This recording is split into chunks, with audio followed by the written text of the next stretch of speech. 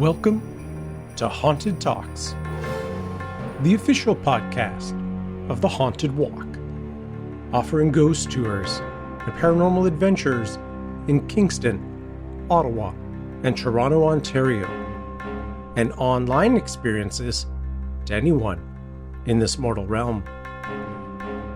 My name is Jim Dean. I am the creative director, and it is my privilege to be your haunted holiday host for this episode.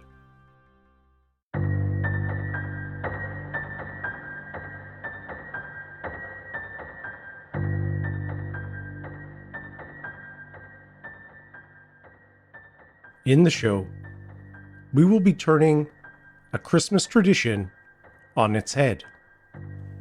'Twas the Night Before Christmas, originally titled A Visit from St. Nicholas, first appeared in 1823 and has since become a cornerstone of the holiday season.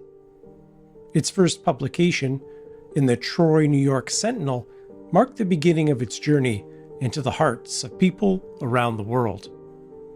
The poem is credited with significantly shaping the modern conception of Santa Claus, including his appearance, the night of his visit, and the names of his reindeer. Before the poem, Santa Claus had been depicted in various ways, but it was the poem's portrayal that solidified the image of Santa as a jolly, portly, and benevolent man who travels with a team of reindeer. The authorship of 'Twas the Night Before Christmas has been the subject of some controversy and involves two main figures, Clement Clark Moore and Henry Livingston Jr. Moore, a professor and scholar from New York City, is traditionally credited with the poem, which he claimed as his own in 1837, 14 years after its initial publication. This claim was later reinforced when he included the poem in a volume of his poetry in 1844. Moore's family provided accounts of him writing the poem for his children, drawing inspiration from snowy landscapes and local Dutch legends about St. Nicholas. On the other hand, the family of Henry Livingston Jr., a New York farmer and Revolutionary War veteran, contested Moore's claim. They asserted that Livingston had been reciting A Visit from St. Nicholas to them for 15 years before it was published, painting a picture of a man known for crafting playful and rhythmic verses similar to those found in the poem. Notable differences in writing style between Moore's known works and the poem, as well as linguistic analysis, have been cited to support the Livingston claim. The debate has involved families, scholars, and historians, with neither side able to provide concrete evidence such as original manuscripts to definitively settle the matter. In recent years, the controversy has seen renewed interest, with modern research methods and linguistic analysis being applied to shed light on the authorship question. Despite these efforts, the debate over who truly wrote this iconic Christmas poem remains unresolved. Adding to the intrigue, a mock trial was held in 2013 to settle the contested authorship, but the jury was unable to reach a verdict, reflecting the ongoing uncertainty surrounding this literary mystery. 'Twas the Night Before Christmas has played a crucial role in the transformation of Christmas from a rowdy, outdoor, community-oriented celebration to a family-centered event characterized by gift-giving, magical anticipation, and an emphasis on children. The poem's widespread popularity is evident in its continued use in books, films, music, and even podcasts. It has been translated into numerous languages, suggesting its universal appeal and endurance. The poem's opening line, "'Twas the night before Christmas, when all through the house not a creature was stirring, not even a mouse," has become iconic. The poem's influence on Christmas traditions and its ability to evoke a sense of wonder and excitement in both children and adults, underscores its status as a timeless piece of literary and cultural history. For us, the depiction of Santa Claus already contains many elements of the supernatural, magical things this figure seems to be able to pull off in a single night. We decided it would be fun to play up that supernatural side a little bit more and maybe add our own unique, creepy, and unsettling twist to the story.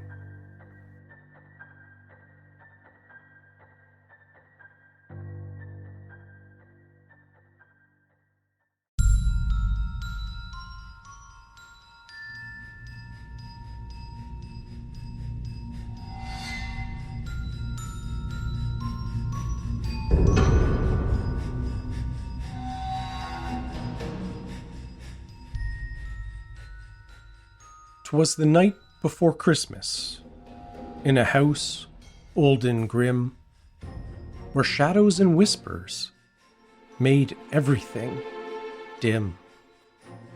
The stockings were hung by the chimney with fear, for a ghostly tale told Santa's spirit was near. The young ones were restless, not calm in their beds, as thoughts of apparitions danced in their heads. And Ma in her robe, and I in my cap, had just settled in for a long, haunted nap. When out in the silence, there arose such a clatter. I sprang from my bed to see what was the matter. Through dark corridors, I made my way in fright, flung open the door, and peered into the dark night.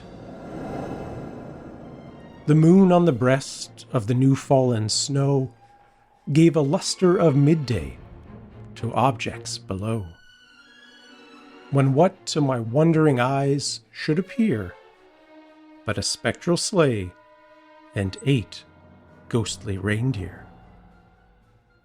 With a driver, a shadow, so silent and slick, I sensed in a shiver it must be Saint Nick.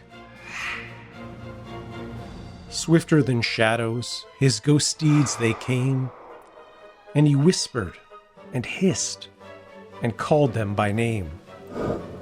Now ghoul, now ghost, now spectre and vex, on shade, on screamer, on demon and hex. To the top of the porch, to the top of the wall. Now dash away, dash away, dash away all. As dry leaves before a wild hurricane fly, when they meet with an obstacle, mount to the sky.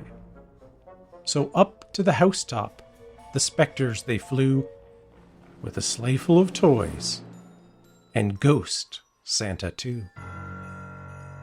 And then, with a shudder, I heard on the roof the dragging and scratching of each spectral hoof.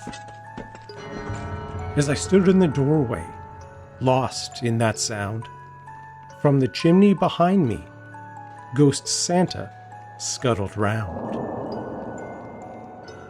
A chilling sensation, like a creeping vine, as Santa's dark form began to define. My gaze met his, and terror took hold.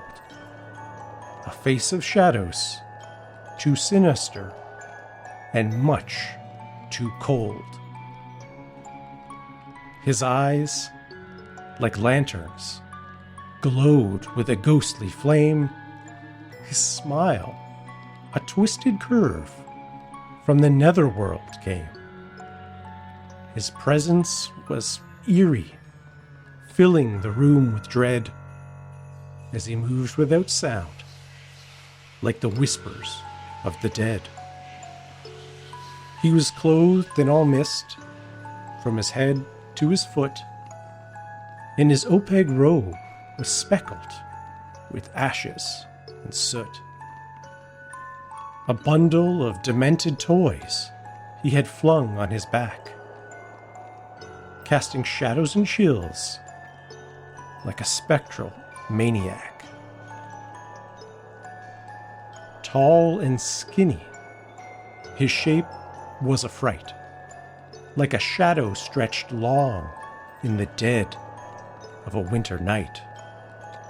His form, unnaturally thin, twisted and tall, suddenly flailed, dropped down, and began to crawl. The air grew colder as he approached the tree, his hand a wisp of mist, as eerie as could be. The toys in his sack seemed to squirm and wiggle, each one casting forth a bizarre, nightmarish giggle.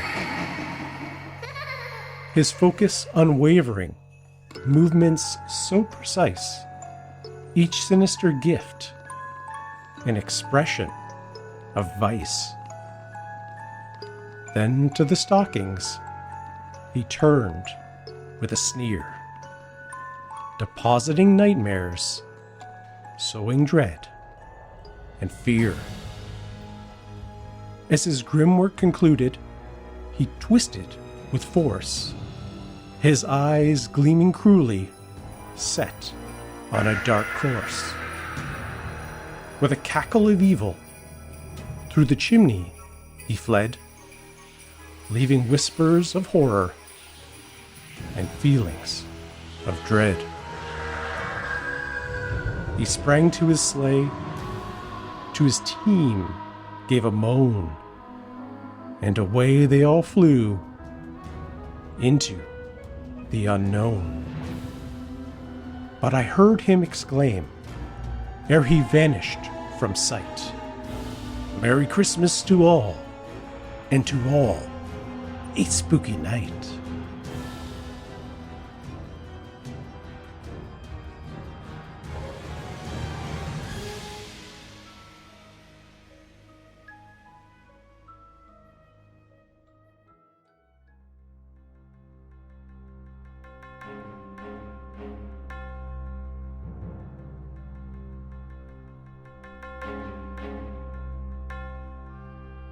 Thank you so much for joining us for this episode and for episodes throughout the year.